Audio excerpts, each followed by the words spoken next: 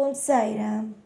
என் அன்பு செல்லமே, என்னுடைய அழகான தங்கமே, ஒரு நபர் எப்போ பார்த்தாலும் உன்னை ஏதாவது ஒரு விஷயத்தை சொல்லி சொல்லி சொல்லி திட்டிக்கொண்டு எந்த ஒரு விஷயத்திலேயும் எந்த ஒரு பொழுதிலேயும் உனக்கு நல்லபடியாக எதையும் செய்யாமல் உனக்கு தேவையில்லாத வழிகளை கொடுத்து கொண்டு எப்போ பார்த்தாலும் ஒரு நிம்மதியை கொடுக்காமல் கசப்பான ஒன்றை மட்டும் கொடுத்து கொண்டே இருந்தார் உன்னுடைய உறவில் ஒருவர்.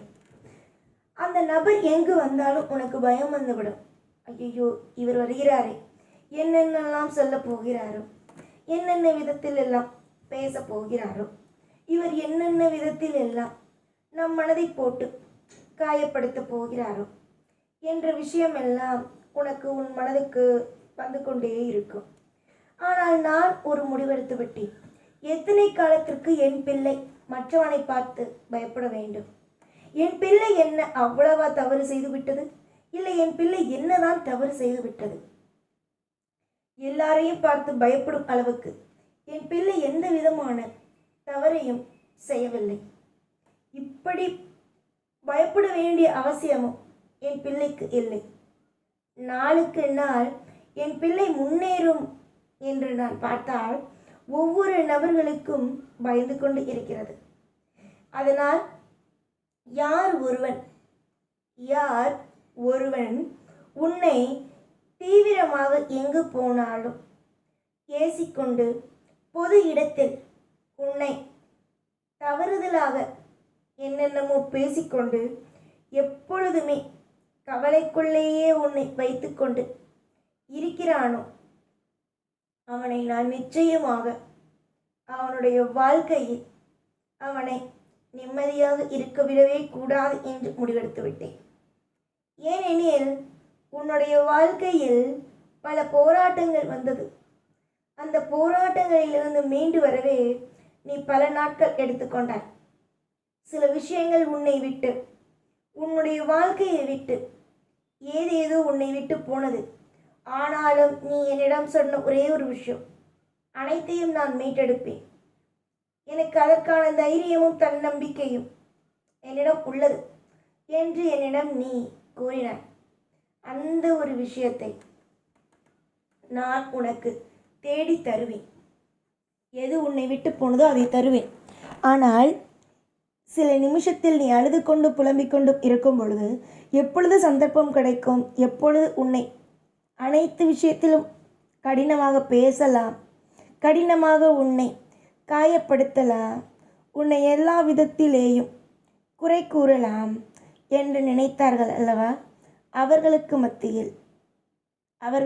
மத்தியில் உன்னுடைய வாழ்க்கையை நான் ஒரு தெளிவுபடுத்துவேன். அவர்களுடைய வாழ்க்கையில் மத்தியில் தெளிவுபடுத்துவேன். அது மட்டும் அல்லாமல் உன்னை வாழ்க்கையிலேயே நன்றாக இருக்கக்கூடாது, உன் வாழ்க்கையில் நீ எப்பொழுதும் ஒரு சிறப்பான ஒரு பாதையை அடையக்கூடாது, நீ ஒவ்வொரு நாளும் கதறிக்கொண்டு கலங்கிக் கொண்டு மட்டுமே இருக்க வேண்டும் என்று எந்த ஒரு மனிதன் நினைத்தானோ அது யாரென்று உனக்கு தெரியும். அவன் நிச்சயமாக இவ்வுலகத்திலிருந்து போவான்.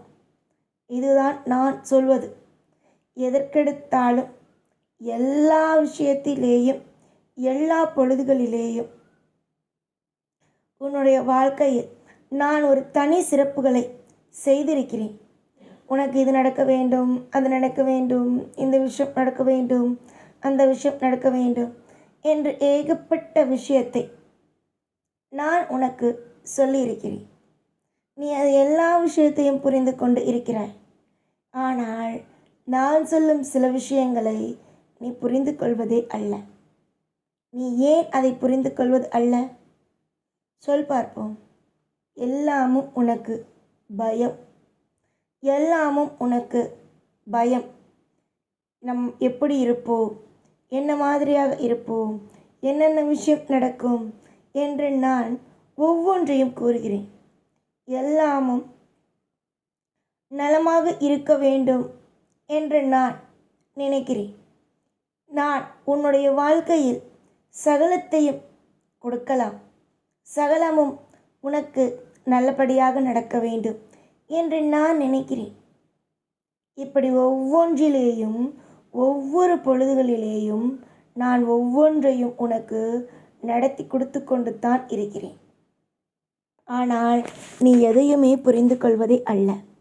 உங்களுடைய வாழ்க்கையில் மொத்தமும் என்னை சந்தோஷமாகவே இருக்கும்.